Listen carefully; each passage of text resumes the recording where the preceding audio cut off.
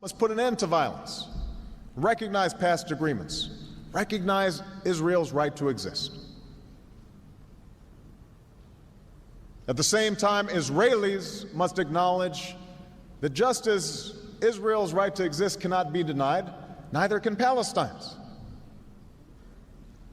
The United States does not accept the legitimacy of continued Israeli settlements.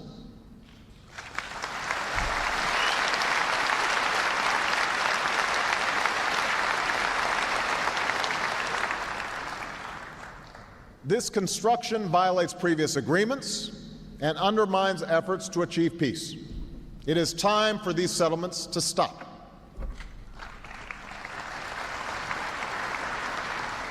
And Israel must also live up to its obligation to ensure that Palestinians can live and work and develop their society. Just as it devastates Palestinian families, the continuing humanitarian crisis in Gaza does not serve Israel's security. Neither does the continuing lack of opportunity in the West Bank. Progress in the daily lives of the Palestinian people must be a critical part of a road to peace, and Israel must take concrete steps to enable such progress. And finally, the Arab states must recognize that the Arab Peace Initiative was an important beginning, but not the end of their responsibilities. The Arab-Israeli conflict should no longer be used to distract the people of Arab nations from other problems. Instead, it must be a cause for action to help the Palestinian people develop the institutions that will sustain their state, to recognize Israel's legitimacy, and to choose progress over a self-defeating focus on the past. America will align our policies with those who pursue peace. And we will say in public what we say in private to Israelis and Palestinians and Arabs. We cannot impose peace, but privately, many Muslims recognize that Israel will not go away. Likewise, many Israelis recognize the need for a Palestinian state. It is time for us to act on what everyone knows to be true. Too many tears have been shed. Too much blood has been shed. All of us have a responsibility to work for the day when the mothers of Israelis and Palestinians can see their children grow up without fear. When the Holy Land of the three great faiths is the place of peace that God intended it to be. When Jerusalem is a secure and lasting home for Jews and Christians and Muslims, and a place for all of the children of Abraham to mingle peacefully together, as in the story of Isra.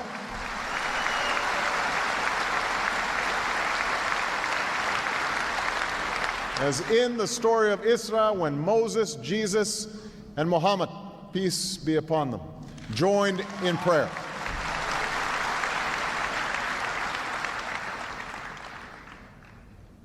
The third source of tension is our shared interest in the rights and responsibilities of nations on nuclear weapons. This issue has been a source of tension between the United States and the Islamic Republic of Iran. For many years, Iran has defined itself in part by its opposition to my country. And there is, in fact, a tumultuous history between us. In the middle of the Cold War, the United States played a role in the overthrow of a democratically elected Iranian government. Since the Islamic Revolution, Iran has played a role in acts of hostage-taking and violence against U.S. troops and civilians. This history is well known. Rather than remain trapped in the past, I've made it clear to Iran's leaders and people that my country is prepared to move forward. The question now is not what Iran is against, but rather what future it wants to build. I recognize it will be hard to overcome decades of mistrust, but we will proceed with courage, rectitude, and resolve. There will be many issues to discuss between our two countries, and we are willing to move forward without preconditions on the basis of mutual respect.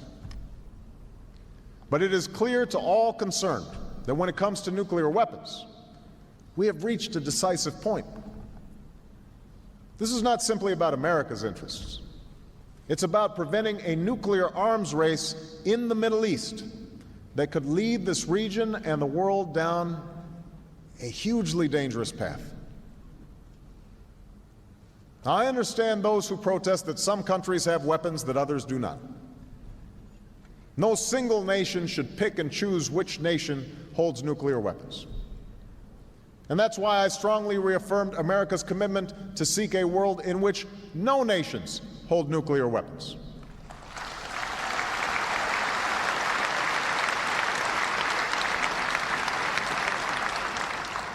And any nation, including Iran, should have the right to access peaceful nuclear power if it complies with its responsibilities under the Nuclear Non-Proliferation Treaty. That commitment is at the core of the treaty, and it must be kept for all who fully abide by it. And I'm hopeful that all countries in the region can share in this goal. The fourth issue that I will address is democracy. I know there has been controversy about the promotion of democracy in recent years, and much of this controversy is connected to the war in Iraq. So let me be clear. No system of government can or should be imposed by one nation by any other. That does not lessen my commitment, however, to governments that reflect the will of the people. Each nation gives life to this principle in its own way, grounded in the traditions of its own people. America does not presume to know what is best for everyone, just as we would not presume to pick the outcome of a peaceful election. But I do have an unyielding belief that all people yearn for certain things: the ability to speak your mind and have a say in how you are governed, confidence in the rule of law and the equal administration of justice, government that is transparent and doesn't steal from the people, the freedom to live as you choose. These are not just American ideas, they are human rights, and that is why we will support them everywhere.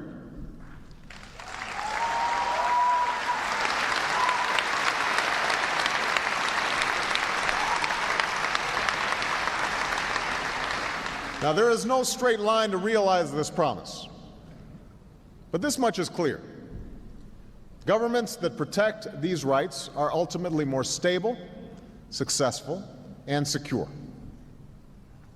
Suppressing ideas never succeeds in making them go away. America respects the right of all peaceful and law-abiding voices to be heard around the world, even if we disagree with them. And we will welcome all elected, peaceful governments, provided they govern with respect for all their people. This last point is important because there are some who advocate for democracy only when they're out of power. Once in power, they are ruthless in suppressing the rights of others.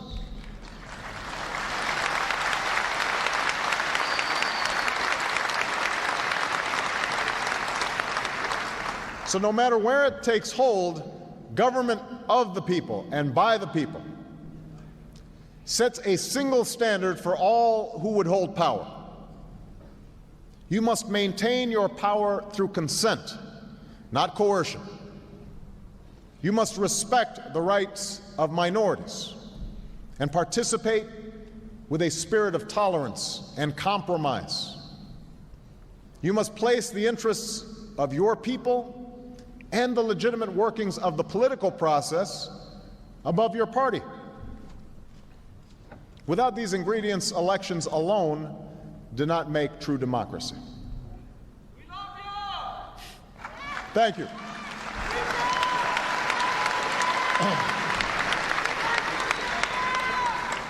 The fifth issue that we must address together is religious freedom. Islam has a proud tradition of tolerance. We see it in the history of Andalusia and Cordoba during the Inquisition. I saw it firsthand as a child in Indonesia, where devout Christians worshiped freely in an overwhelmingly Muslim country. That is the spirit we need today. People in every country should be free to choose and live their faith based upon the persuasion of the mind and the heart and the soul. This tolerance is essential for religion to thrive, but it's being challenged in many different ways. Among some Muslims, there's a disturbing tendency to measure one's own faith by the rejection of somebody else's faith.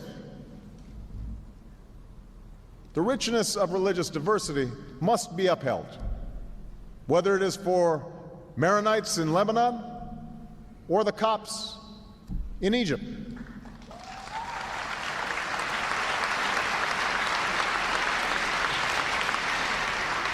And if we are being honest, fault lines must be closed among Muslims as well, as the divisions between Sunni and Shia have led to tragic violence, particularly in Iraq.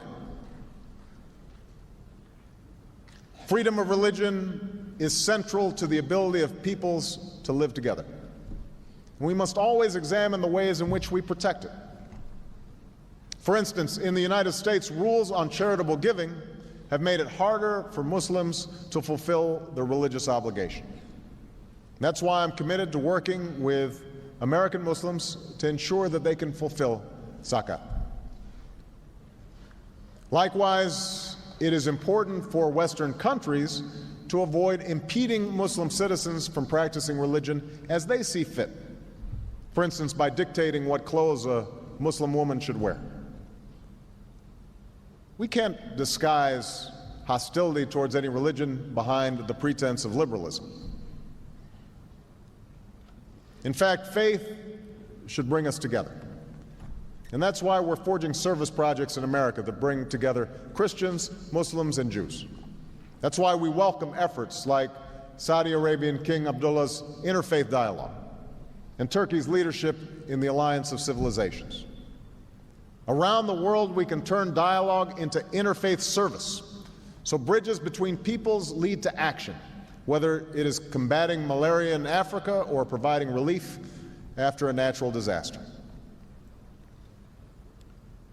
The sixth issue that I want to address is women's rights.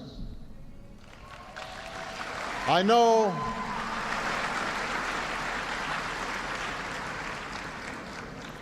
and you can tell from this audience that there is a healthy debate about this issue. I reject the view of some in the West that a woman who chooses to cover her hair is somehow less equal. But I do believe that a woman who is denied an education is denied equality.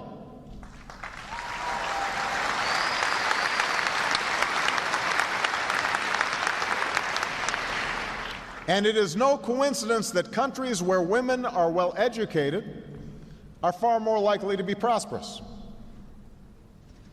Now, let me be clear. Issues of women's equality are by no means simply an issue for Islam. In Turkey, Pakistan, Bangladesh, Indonesia, we've seen Muslim-majority countries elect a woman to lead. Meanwhile, the struggle for women's equality continues in many aspects of American life and in countries around the world.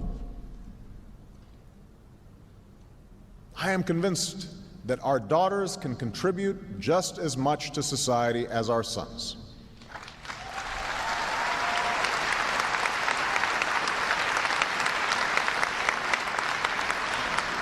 Our common prosperity will be advanced by allowing all humanity, men and women, to reach their full potential. I do not believe that women must make the same choices as men in order to be equal.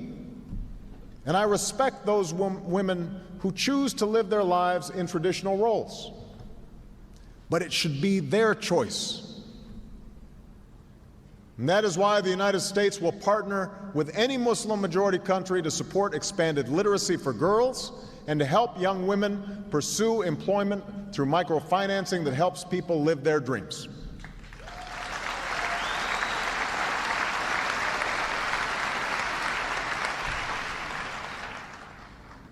Finally, I want to discuss economic development and opportunity. I know that for many, the face of globalization is contradictory.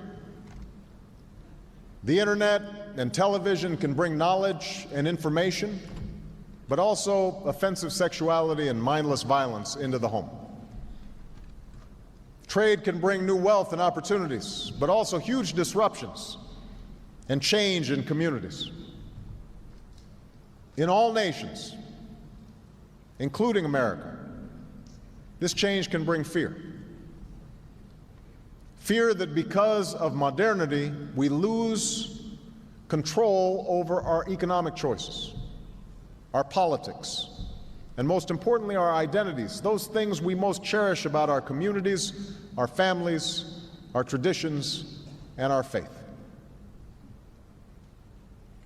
But I also know that human progress cannot be denied. There need not be contradictions between development and tradition. Countries like Japan and South Korea grew their economies enormously while maintaining distinct cultures. The same is true for the astonishing progress within Muslim-majority countries from Kuala Lumpur to Dubai. In ancient times and in our times, Muslim communities have been at the forefront of innovation and education. And this is important because no development strategy can be based only upon what comes out of the ground, nor can it be sustained while young people are out of work. Many Gulf states have enjoyed great wealth as a consequence of oil, and some are beginning to focus it on broader development. But all of us must recognize that education and innovation will be the currency of the 21st century. And in too many Muslim communities, there remains underinvestment in these areas. I'm emphasizing such investment within my own country. And while America in the past has focused on oil and gas when it comes to this part of the world, we now seek a broader engagement. On education, we will expand exchange programs and increase scholarships, like the one that brought my father to America.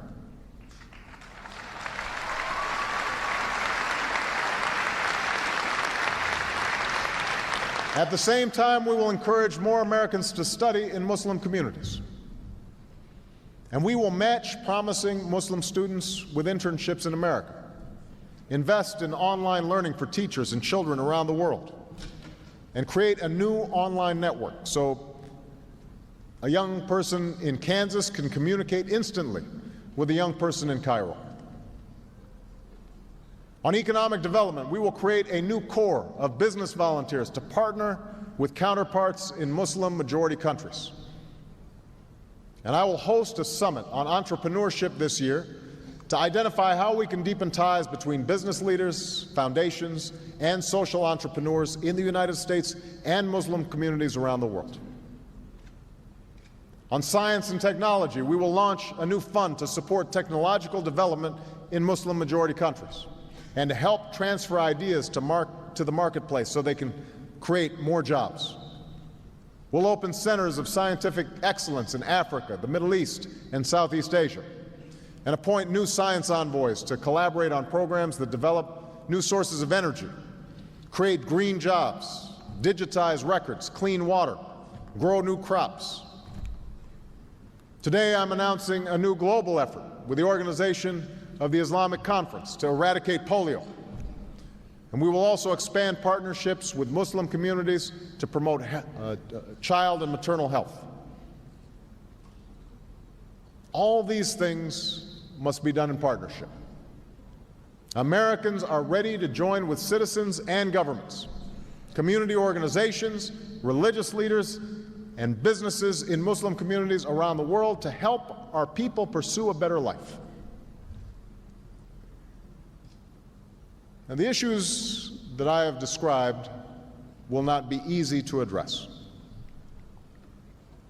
But we have a responsibility to join together on behalf of the world that we seek.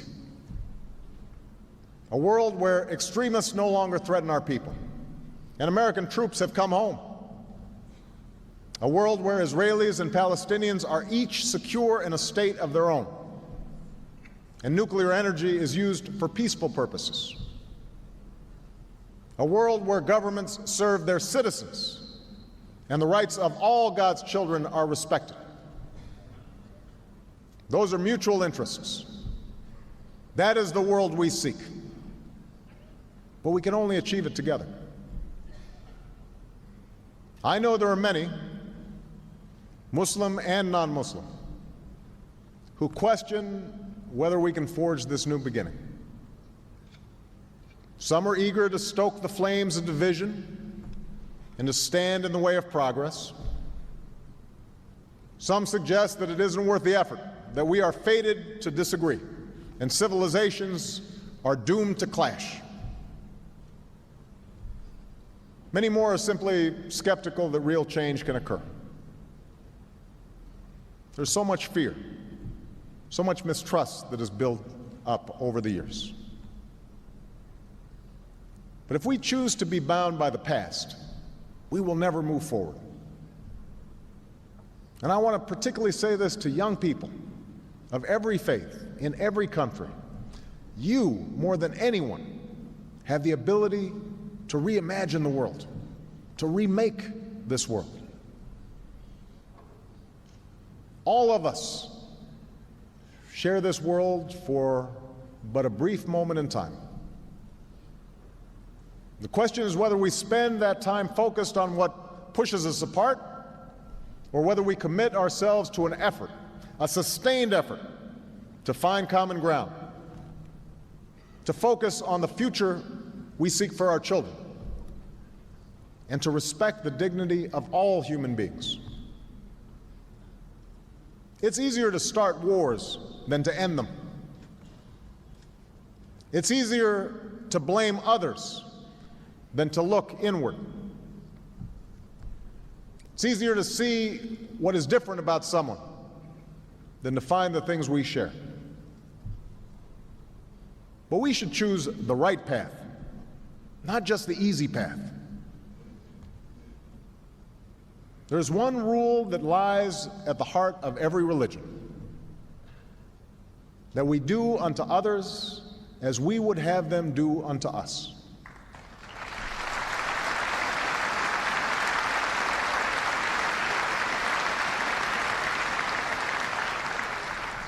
This truth transcends nations and peoples. A belief that isn't new, that isn't black or white or brown, that isn't Christian or Muslim or Jew. It's a belief that pulsed in the cradle of civilization and that still beats in the hearts of billions around the world. It's a faith in other people, and it's what brought me here today. We have the power to make the world we seek, but only if we have the courage to make a new beginning, keeping in mind what has been written. The Holy Quran tells us, "O mankind, we have created you, male and a female, and we have made you into nations and tribes, so that you may know one another." The Talmud tells us the whole of the Torah is for the purpose of promoting peace. The Holy Bible tells us, "Blessed are the peacemakers, for they shall be called sons of God."